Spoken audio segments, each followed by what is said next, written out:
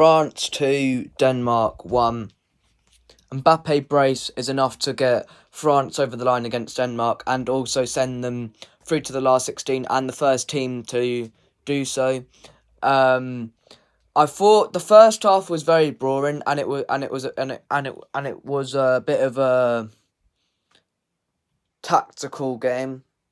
And in the second half, it was boring up until the first goal as well. And then Denmark reacted well by getting the equaliser through Christensen. Then Mbappe got a late winner. I feel like he's got a very good chance of winning this World Cup Golden Boot because there's no Benzema for him to compete for.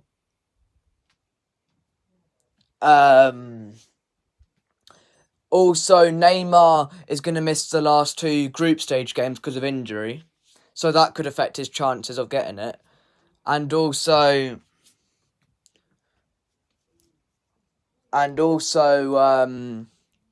Kane hasn't scored in the first two games for England. So that could affect his chances of getting it as well. So, yeah.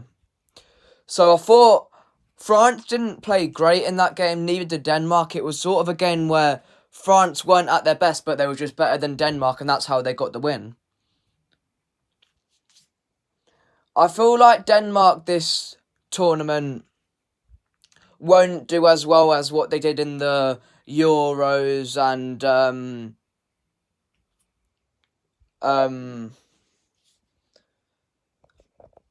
I don't think Denmark will do as well in this World Cup as they did in the Euros or like the Nations League. Even though no one really cares about the Nations League.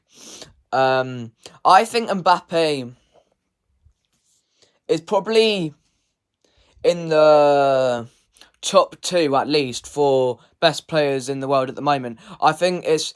I would go with Haaland over Mbappe, not because I don't think Mbappe is good, because I think Mbappe is great, but I feel like Haaland is a better finisher because a lot of Mbappe's goals are... Because that last one, it was a tap-in, and don't get me wrong, all goals count and all goals matter, but I feel like Haaland's a better finisher than Mbappe, because there was that one where Mbappe put that chance over the bar today, and he also did that against Australia. I feel like those two chances, if that was Haaland, probably would have been put away. And even though Mbappe's had a great start to this World Cup, the reason why he does better for his country than what Haaland does is because he plays for a better team.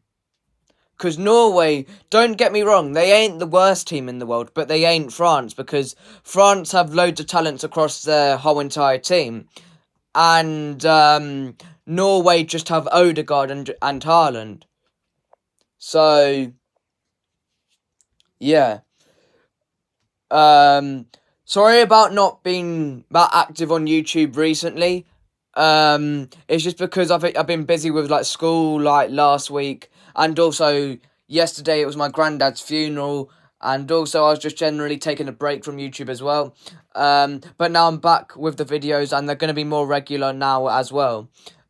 See you in the next one. It's going to be reacting to Argentina, Mexico after the full-time whistle, and if Argentina don't win that, and